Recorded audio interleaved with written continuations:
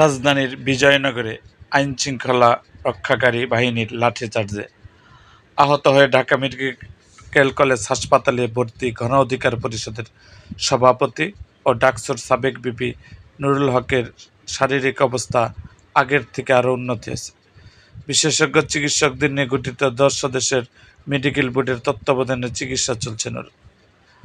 রবিবার 7 সেপ্টেম্বর রাত 11:15টার দিকে হাসপাতালে পরিচালক ব্রিগেডিয়ার জেনারেল মোহাম্মদ আসাদুজ্জামান এসব কথা বলেন। তিনি বলেন, ঘটনার দিন নুরুল হক নূরকে হাসপাতালে আনার সঙ্গে সঙ্গেই তিনি সহ কয়েকজন চিকিৎসক দ্বারা একটি বোর্ড গঠন করে তার কার্যক্রম শুরু করা হয়।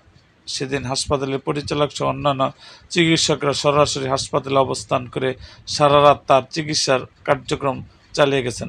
পরে ওই রাতের চিকিৎসায় কার্যক্রমের মধ্যে জরুরি বিভাগ থেকে নুরুল হক নূরকে হাসপাতালের পুরাতন ভবনের 4তলা নিবিড় পরিচর্যা ওয়ার্ডে আইসিইউ নেওয়া হয়।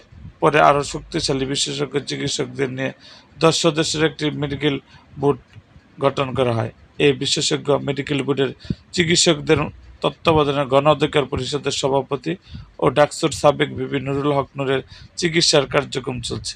বর্তমানে তিনি হাসপাতালের পুরাতন ভবনের ভিআইপি কেবিনে আছেন। ঘটনার দিন থেকেই আজকে পর্যন্ত তার শারীরিক অবস্থা আগের থেকে আরও উন্নতি হয়েছে।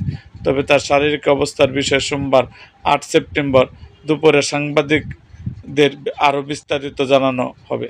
প্রসঙ্গত 29 আগস্ট রাজধানীর বিজয়নগরে জাতীয় পার্টির জাপার নেতাকর্মীদের সঙ্গে গণ অধিকার পরিষদের নেতাকর্মীদের সংঘর্ষ হয়।